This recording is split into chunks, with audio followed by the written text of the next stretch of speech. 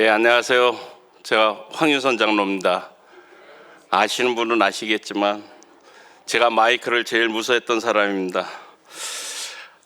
오늘 평신도 주일입니다. 제가 이 평신도 주일은 몇 년 전에 중부연회 사회평신도 총무협의회장을 하면서 평신도 주일은 평신도가 예배를 주관하기로 되어 있어서 저희 목사님한테 건의를 드렸습니다. 목사님, 저희 교회도 이제 평신도 주일은 평신도가 주관해야 되지 않겠습니까? 했을 때 목사님께서 그 건의를 흔쾌히 받아주시고 했습니다. 그때는 제가 설교를 안 했기 때문에 아주 좋았습니다. 근데 제가 막상 준비하려고 하니까 조금 후회가 되더라고요. 내가 왜 그 말씀을 드렸을까 하는 생각을 가지게 되었습니다. 그렇지만 제가 전하지 못하더라도 우리 성도님께서 은혜롭게 받아주시기를 부탁을 드리겠습니다. 오늘은 평신도 주일입니다. 우리 감리교회에서 매년 6월 첫째 주일을 평신도 주일로 지키고 있습니다. 이것은 어느 교단을 떠나서 우리 감리교 교단에 있는 아주 특별한 주일입니다. 일찍이 교회에서 평신도 사역의 중요함을 인식하고 1979년 6월 첫 주일을 평신도 주일로 지키기로 총회에서 결의를 하게 되었습니다. 그래서 올해로 47회를 맞이하였고 새로운 감리교회, 하나된 감리교회라는 주제로 올해는 진행되었습니다. 평신도 주일은 평신도가 자신의 정체성과 사명을 재인식하고 결단을 새롭게 하는 계기인 동시에 그리스도 안에서 평신도를 새롭게 정립하는 평신도의 생일이라고 할 수 있습니다. 또한 평신도들이 자신의 신앙을 돌아보고 소명의식을 새롭게 다지는 감리교회의 특별한 신앙 실천 운동이기도 합니다. 이를 통해 목회자와 평신도가 서로 협력하고 평신도가 주체적으로 교회 일을 참여하며 평신도 주일을 잘 성수하여 빛과 소금의 역할을 감당하는 평신도가 되도록 하기 위한 목적으로 제정한 것이 평신도 주일입니다. 이날은 교회 안에서 평신도들을 중심으로 설교와 예배 순서를 모두 맡아 진행하고 있습니다. 그래서 방금 전 윤기람 장로님께서 소개하였듯이 제가 오늘 말씀을 전하게 된 것입니다. 우리 교회 담임 목사님의 설교 말씀 능력이 은혜가 충만하기 때문에 우리 성도님들의 말씀 듣는 수준이 높다는 것을 익히 잘 알고 있습니다. 그래서 더 부담이 되었고요. 그러나 오늘은 그냥 보리밥 드시는 날이라 생각하시고 그냥 말씀 가운데 은혜 받으시기를 주님의 이름으로 부탁을 드리겠습니다. 기독교 대한 감리교회는 올해가 140 선교사가 재물포항을 통해서 우리나라 선교를 들어온 지 140주년 해입니다. 본부 사회평신도국에서는 웨슬리의 선교 열정을 따르는 평신도를 실천하고자 노력하고 있으며 감리교 평신도들은 웨슬리의 후예로서 자부심을 갖고 평신도로서의 사명과 선교에 열심을 다하고 있습니다. 우리 감리교회는 지나온 역사 가운데 훌륭한 평신도 지도자들이 많이 길러내었습니다. 독립운동가 33인 중에 16명이 개신교인이었고 9명이 감리교인이었습니다. 우리가 잘 아는 김구, 이승만, 주시경 선생님 같이 등등 기라성 같은 민족의 지도자들이 감리교 평신도들 가운데 배출되었습니다. 이처럼 훌륭한 감리교단에 선배 신앙인을 본받고 하나님의 백성으로 복의 거론자되는 평신도들이 되어서 복음 전파하는 웨슬리의 후예들이 되시기를 주님의 이름으로 부탁을 드립니다. 다 같이 빌립보서 2장과 마태복음 5장 13절 말씀을 읽도록 하겠습니다. 시작. 너희 안에 이 마음을 품으라. 곧 그리스도 예수의 마음이니 너희는 세상의 소금이니 소금이 만일 그 맛을 잃으면 무엇으로 짜게 하리요. 후에는 아무 쓸데없어 다만 밖에 버려져 사람에게 밟힐 뿐이니라. 아멘. 아멘. 제가 성경 말씀을 넣은 거는요, 떨릴 때 물 좀 먹으려고 말씀을 넣습니다. 그렇습니다. 우리 그리스도인은 예수님의 마음을 품고 세상 속에 들어가 소금의 역할을 감당할 수 있어야 한다고 생각을 합니다. 지금 2030 세대의 직장인들은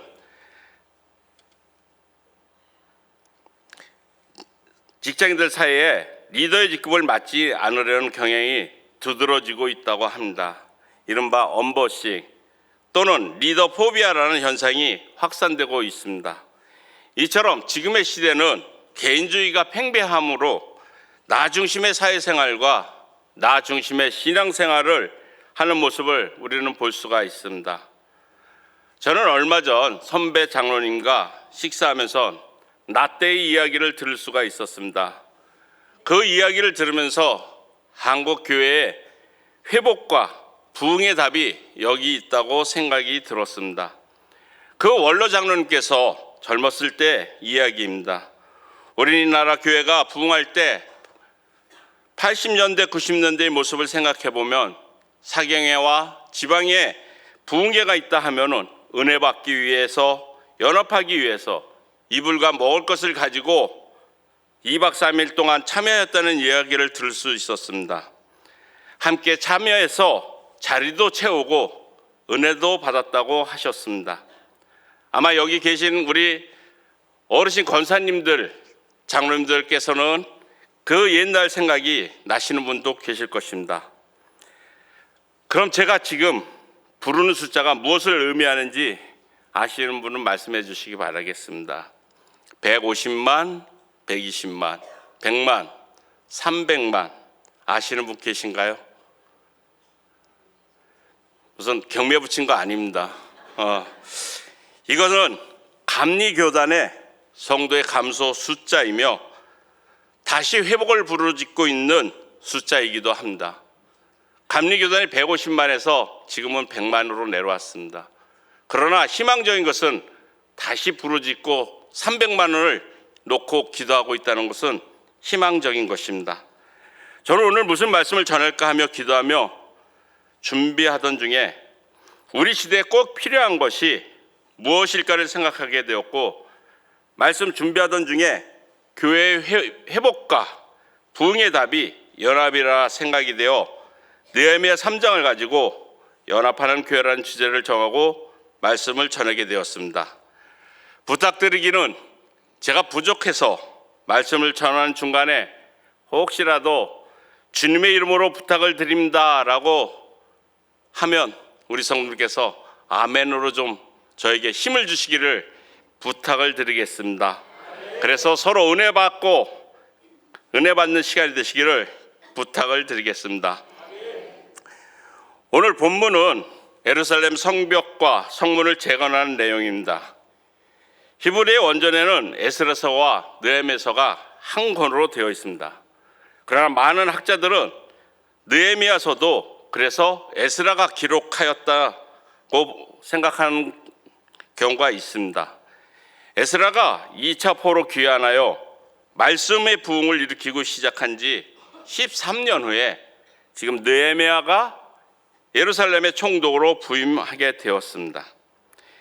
에스라가 귀환하여 말씀 중심의 개혁을 하면서 큰 부흥을 일으켰지만 성벽은 무너져 있고 성문은 불타서 수시로 주변의 침략으로 인해서 예루살렘의 백성들의 불안에 떨며 살고 있는 그런 상황이었습니다. 에스라가 학자며 제사장으로서 영적 지도자라면 느헤미야는 총독으로서 정치적 지도자였습니다. 에스라가 말씀의 회복을 위해 힘썼다면 느헤미야는 예루살렘 성벽을 재건하기 위해 힘썼으며 이 둘은 한 나라의 회복을 위해 수고한 대표적인 지도자라고 할 수 있습니다. 느헤미야 3장을 얼핏 보면 몹시 단조롭습니다.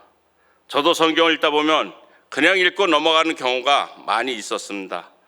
그런데 담임 목사님께서 늘 하시는 말씀처럼 성경에는 불필요한 말씀이 없다라고 하신 것을 생각하면서 새로 말씀에 의미하는 메시지를 알 수가 있었습니다.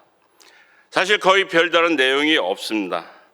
계속되는 생소한 지명과 위치, 그리고 사람들의 이름이 반복적으로 나열되어 있습니다. 누가 무엇을 달고 건축하고 증수하고 그런 것밖에 없습니다. 특별한 내용을 찾아볼래야 찾아볼 수 없는 성경 구절입니다. 그러나 찬찬히 묵상하며 보면 깊은 메시지가 담겨 있음을 알 수 있었습니다. 예루살렘에 도착한 느헤미야는 기도하는 가운데 무너진 성벽을 둘러보았습니다. 그리고 백성들과 지도자들을 모아놓고 성벽 재건의 당위성을 설명하며 성벽 재건에 동참해 줄 것을 호소하였을 때 이 말을 들은 모든 백성들이 일어나 성벽을 건축하자라고 화답합니다. 그러나 실제로 무너진 성벽을 재건하고 불타버린 성문을 재건하는 일은 간단한 공사가 아닙니다. 예루살렘 성벽은 오랫동안 무너진 채로 방치되어 있었고 황폐하게 된 정도가 심하였다고 합니다. 성벽의 둘레는 6.4km요. 높이는 땅의 지형에 따라 17m나 되고 또 성벽 위의 두께는 대략 5m에서 넓은 데는 15m가 되었다고 합니다. 그런데 제가 6.4km가 어느 정도일까 궁금하였습니다. 그래서 제가 교회에서 출발해서 그 6.4km가 둘레를 한번 우리의 시대에 맞춰서 재어봤습니다. 교회를 출발해서 인천 대공원 쪽 방향으로 가서 인천 육교를 가기 전에 우회전 하셔가지고요. 거기서 또 우회전해서 남동구청 방향으로 쭉 가셔서 작은고을 사거리에서 모래내 시장 방향으로 우회전하시고 간석 사거리 방향으로 가셔서 만수동 뒤를 돌았을 때 6.4km 정도 나왔습니다. 그만큼 큰 성이었다는 것이죠. 높이는 우리 교회 천장의 높이가 굉장히 높은데 이 높이보다 훨씬 더 높은 성이었습니다. 그리고 넓이는 위의 넓이가 5m였기 때문에 마차가 지나갈 정도의 넓이라고 합니다. 이처럼 거대한 성벽을 재건하는 일은 참으로 많은 인력이 소요되는 큰 공사였을 것입니다. 6.4km나 되는 예루살렘 성벽이 우리 성도님도 혹시 며칠 만에 재건되었는지 아시는가요?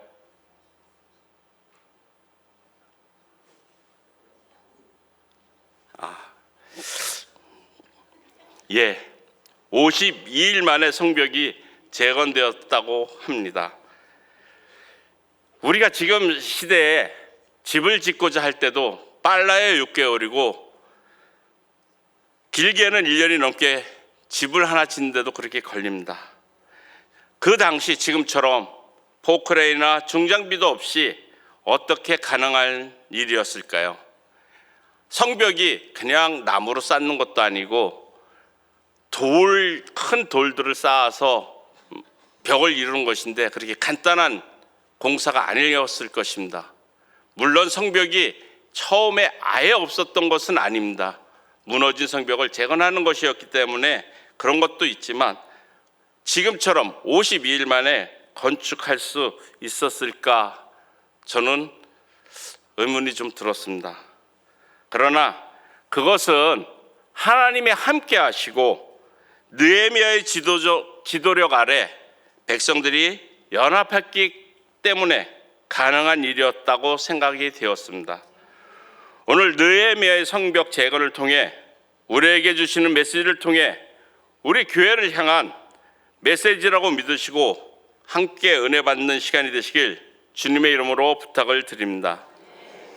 첫째로 다양한 사람이 연합하는 교회가 되기를 소망합니다. 느헤미야가 현실을 극복하고 불가능해 보였던 예루살렘 성벽을 재건할 수 있었던 것은 모든 백성들이 서로 힘을 합쳐 연합해서 일했기 때문입니다.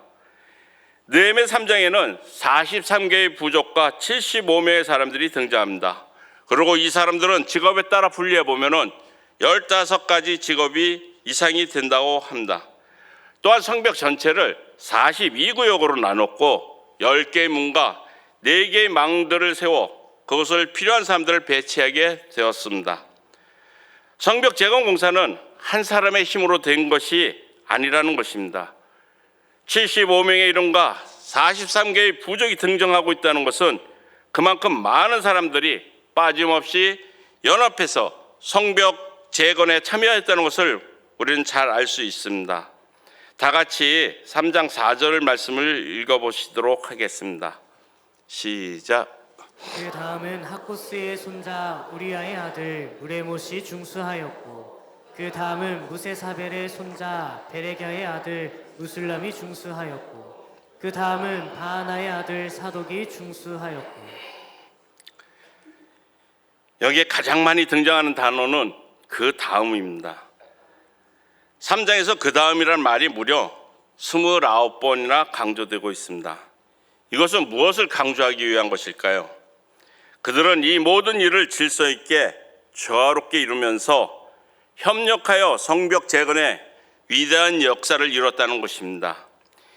이처럼 성벽 재건하는 일에 모든 직업의 사람, 남녀노소 구분 없이 모든 지역의 사람들이 같이 동참했습니다. 성벽을 재건하는 사역의 사람들이 이런저런 이유로 핑계를 대고 사람들이 빠지고 자기의 목을 잘 수행하지 않았더라면 성벽 재건의 공사는 완성하는 데 큰 어려움이 있었을 것입니다. 그러나 모두가 협력하여 자기에게 주어진 책임을 다함으로 공사가 순조롭게 진행되었습니다. 우리 교회도 성도 여러분의 모두의 연합이 필요하다는 것을 말씀드리고 있습니다. 나는 장로요, 나는 권사요, 집사요, 성도요, 이런저런 핑계를 대며 뒤로 빠지지 않고 솔선수범 모범을 보이며 최선을 다한다면 인천 동산교회는 부흥하며 성장할 수밖에 없다고 생각합니다. 하나님의 사역에 성도인 모두가 참여하시어 누구든지 제외돼서는 안 된다는 것입니다. 잘하든 못하든 한 사람 한 사람이 각자의 자리에 서서 하나님께서 맡기신 사역을 잘 감당하며 격려하고 다양한 사람이 연합으로 협력할 때 하나님의 놀라운 역사를 경험해야 될 것임을 믿으시길 주님의 이름으로 부탁을 드리겠습니다. 둘째로 서로 비교하지 않고 연합으로 순종하는 교회가 되시길 소망합니다. 느헤미야가 많은 사람들이 힘을 합쳐서 무너진 성벽을 재건하였다고 간단하게 언급할 수도 있습니다. 이렇게 다양한 사람들을 구체적으로 기록한 이유가 무엇일까요? 그 이유는 하나님께서 주신 일을 이룰 때 다른 사람과 비교해서는 안 된다는 것을 가르쳐 주기 위해서라고 생각이 됩니다. 하나님께서는 나와 다른 사람을 비교하지 말라고 말씀하십니다. 자신의 사역과 다른 사람의 사역을 비교하지 말라는 것입니다. 주신 은사가 각각 다르기 때문에 다른 사람이 나보다 더 잘했다고 생각하면 이로 인해 낙심할 수도 있고, 반대로 다른 사람보다 내가 잘했다고 생각하면 이로 인해 교만해질 수 있기 때문입니다. 많은 사람들이 학교 동창회를 갔다 온 후에 열등감과 무력감에 시달린다고 합니다. 왜냐하면 친구와 나를 비교하기 때문입니다. 친구는 성공한 것 같고 잘 나가는 것 같은데 나는 아직도 왜 이럴까라고 하는 생각이 들도록 마귀는 계속해서 다른 사람과 비교하게 만들고 있습니다. 내 상황과 다른 사람의 상황을 비교하게 만들고 내 자녀와 다른 사람의 자녀를 비교하게 만들고 있습니다. 비교하는 태도는 섬김을 방해하고 사역을 할 수 없게 만들기도 합니다. 본문 14절 말씀을 다 같이 읽어보시도록 하겠습니다. 시작. 분문은 베타케렘 지방을 다스리는 레갑의 아들 말기야가 중수하여 문을 세우며 문짝을 달고 자물쇠와 빗장을 갖추었고. 아멘. 여기 분문이란 말씀은 분뇨를 처리하는 문으로서 쉽게 말해서 대변을 처리하게 만든 문이라고 할 수 있습니다. 느헤미야가 그에게 분문을 건설하라고 했을 때 왜 나에게 그 더러운 오물을 처리하는 데 사용하는 분문을 건축하라고 합니까? 라고 하며 불평할 수도 있었습니다. 그러나 레갑의 아들 말기야는 그렇게 하지 않았습니다. 자신에게 맡겨진 일을 다른 사람의 일과 비교하지 않고 오직 주어진 일에 묵묵히 순종했습니다. 그러나 반대로 드고아에 출신 귀족들은 이 성벽 재건 프로젝트에 동참하지 않고 구경만 하고 있었습니다. 인생에 단 한 번 주어지는 기회를 저들은 그렇게 상실하게 되었다는 것입니다. 여러분들은 어떤 부류의 사람들입니까? 드고아 출신의 귀족들처럼 하나님의 일을 구경하는 구경꾼입니까? 아니면 힘들고 어렵지만 성벽 재건에 참여했던 75명처럼 하나님의 일을 감당하는 주인공이 되기를 희망하는 사람들이십니까? 저는 이 자리에 하나님의 일을 구경하는 구경꾼은 한 분도 없기를 바랍니다. 지금 시대에는 교회에 일할 사람이 없다고도 합니다. 그러나 저는 여러분들이 큰 일이든 작은 일이든 교회의 한 곳 이상을 봉사하며 헌신한다면 하나님 일에 동참하는 참여자요, 인천 동산교회 부흥의 주인공이 되시기를 바랍니다. 여기에서 마음에 뜨끔하시거나 마음에 찔림이 있거나 울림이 있으신 분이 계시다면 하나님 일에 동참하는 성도님이 되시기를 바라겠습니다. 원과에는 없지만 제가 문화부장입니다. 여기에서 찬양의 탤런트가 있으신 분들 성가대로 초대합니다. 그러므로 하나님께서 하라고 기회를 주실 때 드고아의 귀족처럼 뒤로 빠지지 말고 누군가 하겠지, 비교하며 나는 동참하지 않겠다라고 생각하지 마시길 바라며, 내게 맡겨진 일이 어떤 일인가를 생각하지 말고 내게 맡겨진 일에 최선을 다해 하나님의 일을 하며 교회 봉사자를 찾아 봉사하고 연합하는 일에 적극적으로 참여함으로써 나를 통해 일하시는 살아계신 하나님을 경험하는 성도님들이 되시길 주님의 이름으로 부탁을 드리겠습니다. 셋째로, 격려와 칭찬하며 주님을 섬기는 교회가 되기를 소망합니다. 사실 제가 잘 못하는 부분입니다. 오늘 말씀을 통해 제가 먼저 변화되길 기대하며 저도 말씀을 전하고 있습니다. 오늘 본문 느헤미야 3장은 전부가 32절로 되어 있습니다. 그런데 이 32절 전체는 격려의 원리를 보여주는 말씀입니다. 75명의 대표자와 그들의 신분과 직업, 성별, 그리고 한 일들을 적어 놓음으로 그들을 인정하며 격려하고 있는 것을 볼 수 있습니다. 그런데 오늘 각 사람들의 이름을 적을 때 거론되지 않은 한 사람이 있습니다. 바로 느헤미야입니다. 느헤미야가 가장 수고를 많이 한 사람일 것입니다. 그러나 느헤미야는 자신의 이름을 제외하고 예루살렘 성 건축에 수고한 75명이나 되는 사람들의 이름을 일일이 기록하고 있는 것은 다음과 같은 메시지를 전달하기 위한 것입니다. 이 성벽 재건은 제가 한 것이 아니며 바로 여러분들이 하신 것이라는 것입니다. 이런 칭찬의 말을 느헤미야는 하고 있는 것이며 백성들은 그 말을 들을 때 큰 격려가 되며 힘이 나는 것입니다. 인천 동산교회 부흥이 이 자리에 참여한 성도님으로부터 이루어졌다는 것을 기억하시기를 주님의 이름으로 부탁을 드리겠습니다. 느헤미야는 성벽에 일하는 백성들에게 깊은 관심을 가졌습니다. 일하는 사람들이 성벽을 재건하는 하나의 도구로 생각지 않고 한 사람 한 사람의 인격과 개성을 이해하고 관심과 격려를 베풀었다는 것을 알 수가 있습니다. 우리 다 같이 로마서 15장 7절 말씀을 읽어보시도록 하겠습니다. 시작.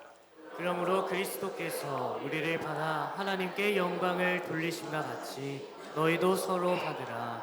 아멘. 아멘. 그리스도께서는 부족한 우리를 받으셔서 하나님께 영광을 돌리시던 같이 너희들도 사람들이 부족함이 보이고 연약함이 보인다 할지라도 서로 받으며 격려하고 칭찬하고 사랑하는 것입니다. 이렇게 될 때 하나님이 역사가 일어나는 것입니다. 이제 우리가 해야 할 일을 무엇일까요?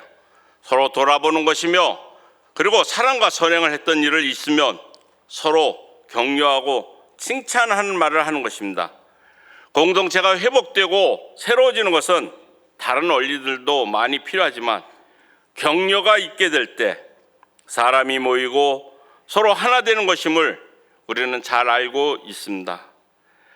우리가 잘 알고 있는 기러기 때 V자로 날아가는 모습을 지금은 볼 수 없지만 예전에는 자주 볼 수 있었습니다. 기러기가 V자로 날아갈 때, V자 모양으로 날아갈 때 70% 이상의 거리를 더 날아갈 수 있다고 합니다. 맨 앞에 날아가는 기러기가 뒤따라오는 새가 받을 공기 저항을 줄여주는 것입니다. 그리고 기러기가 날아가면서 우는 이유가 있습니다.